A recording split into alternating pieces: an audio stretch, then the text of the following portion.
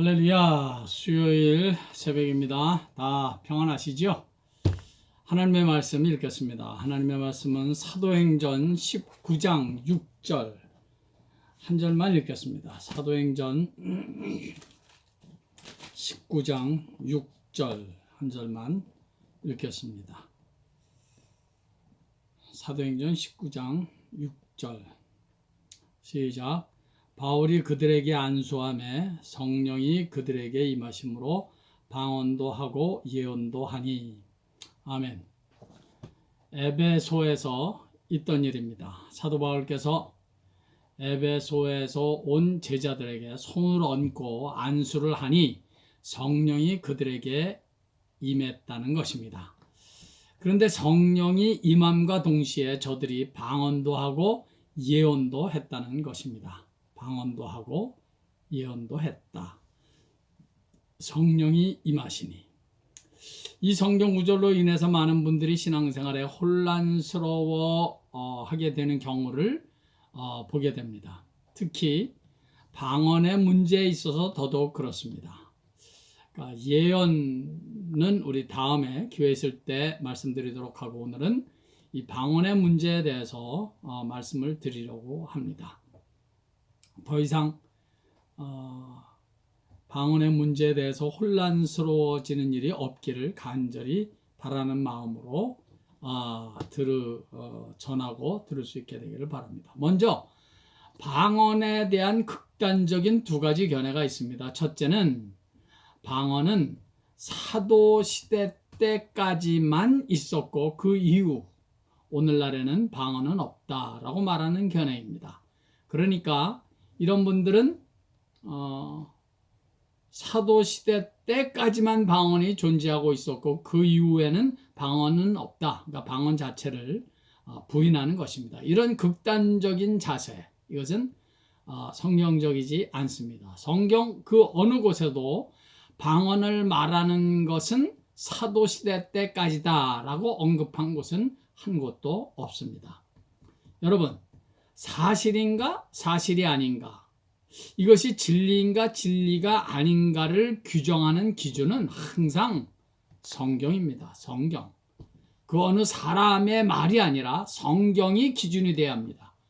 물론 성경을 해석하는 데 있어서 의견이 조금씩 다를 수가 있습니다만은, 그러나 원칙적으로 진리를 규정하는 데 가장 중요한 원칙은 성경이 기준이 되어야 된다. 성경적인 근거가 있는가 없는가, 성경은 여기에 대해서 어떻게 말씀하는가, 그것을 먼저 물어야 합니다.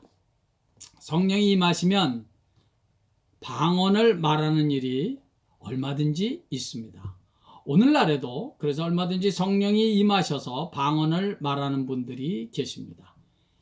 일반적으로 방언 자체를 부인하시는 분들은 자신이 방언의 은사를 받지 못해서 방언의 은사를 체험하지 못했기 때문에 부인하는데, 여러분, 자신이 하지 못한다고 해서 성경에서 언급하고 있는 방언의 은사 자체를 부정한다는 것은 그것은 올바른 태도가 아닙니다.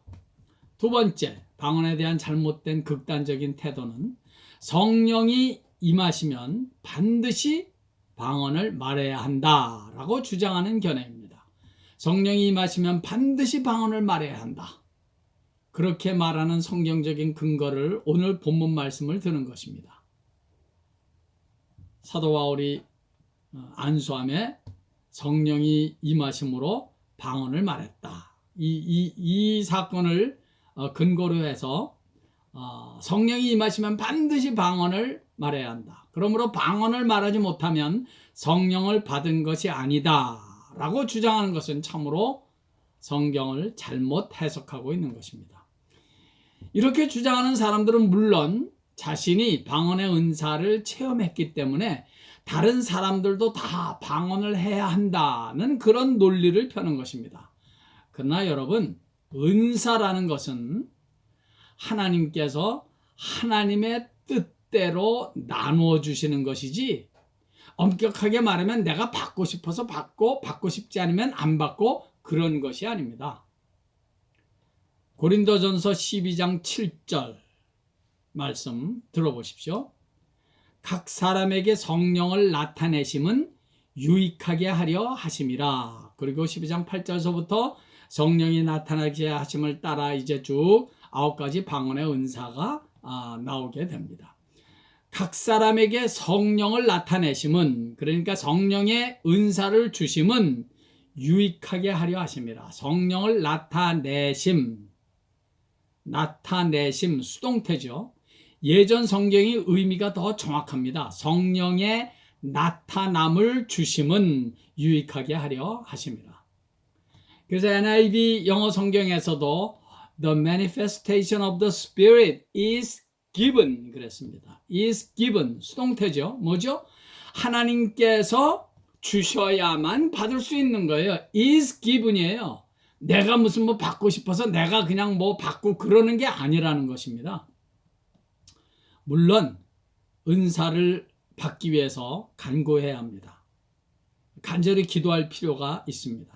그러나 마지막에 결론적으로 주시든지 안 주시든지는 하나님께서 결정하는 것이지 나에 의해서 결정되는 것이 아닙니다. 이 사람에게는 방언의 은사가 필요하다고 판단되시면 하나님께서 주시는 것이고, 이 사람에게는 방언의 은사가 없이도 얼마든지 신앙생활 잘 할 수 있다, 기도생활 잘 할 수 있다라고 주께서 판단하시면 안 주시는 겁니다.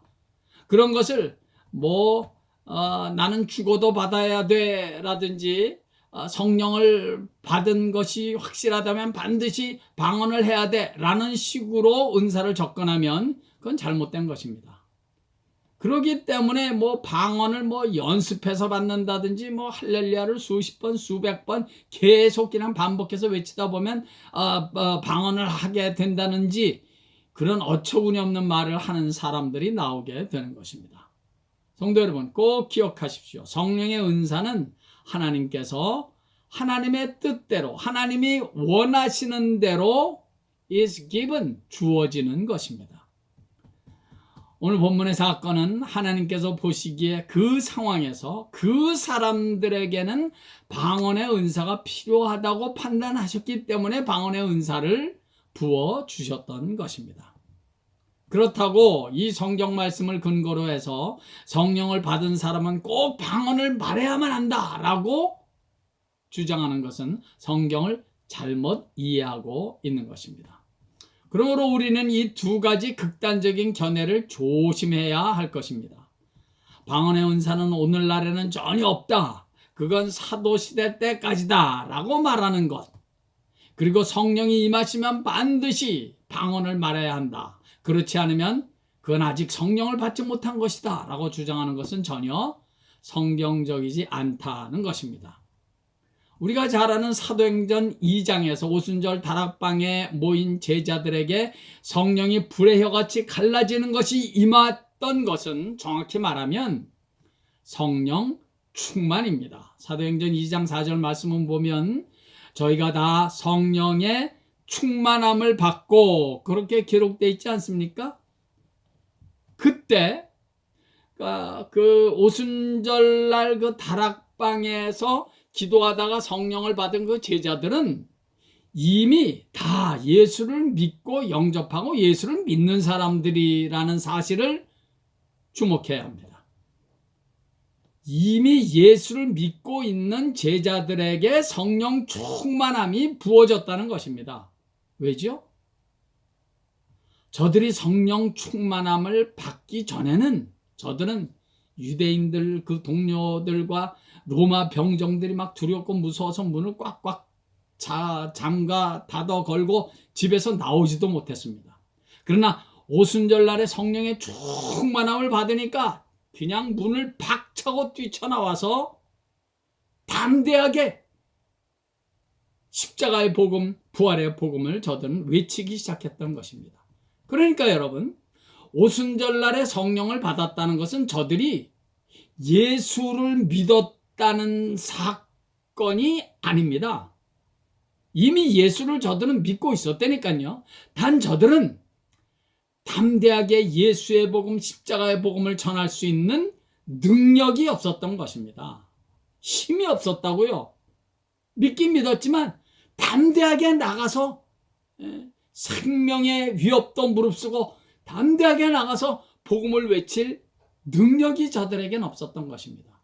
그러나 성령 충만함을 받은 즉시 저들은 담대하게 문을 박차고 나가서 복음을 외치기 시작했던 것입니다.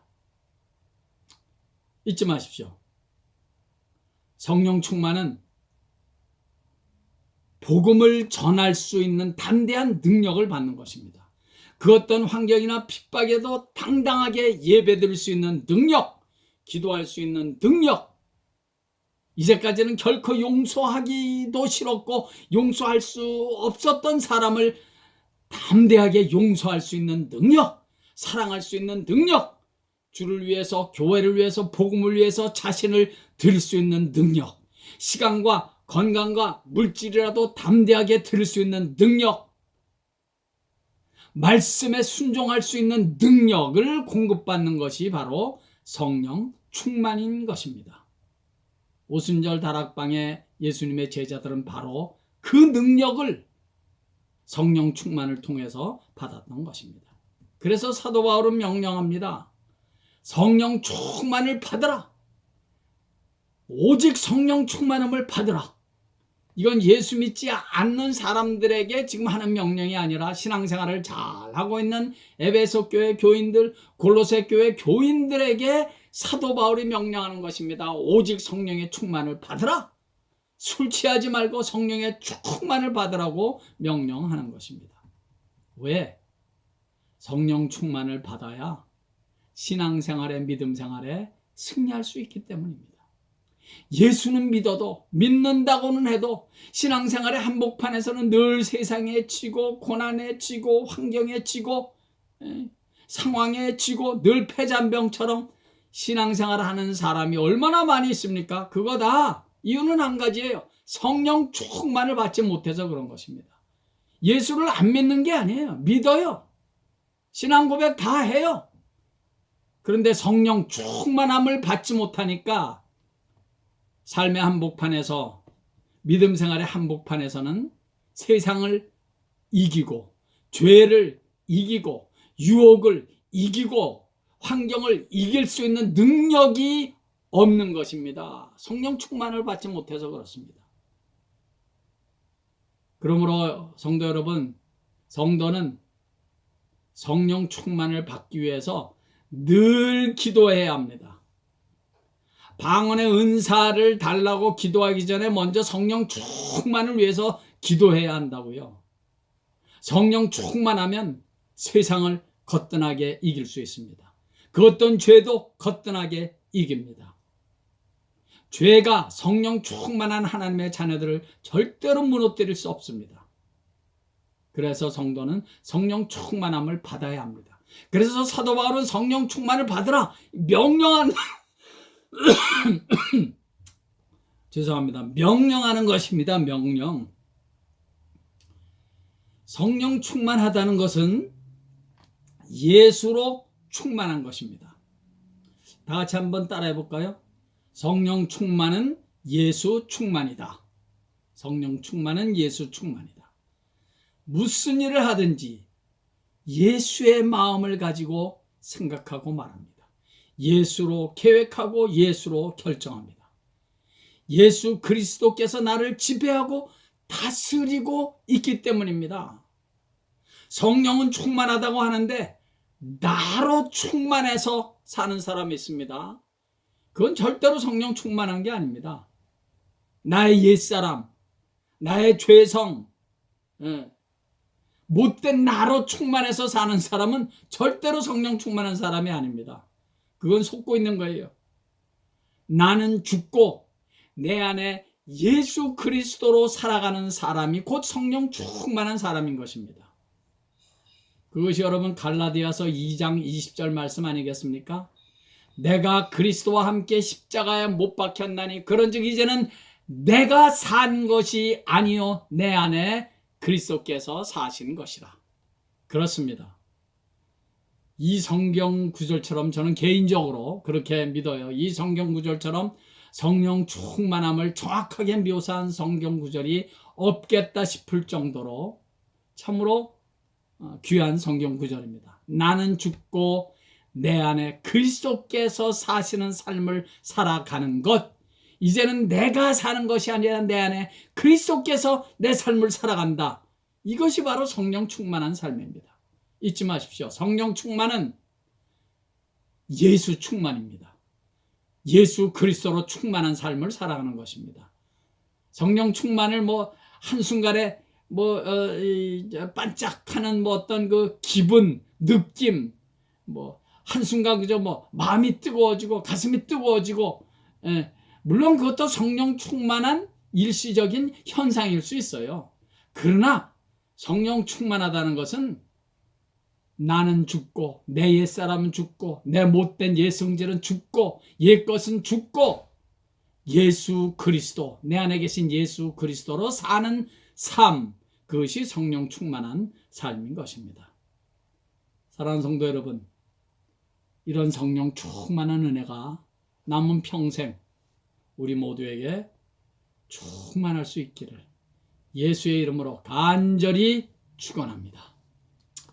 할렐루야. 아버지 하나님,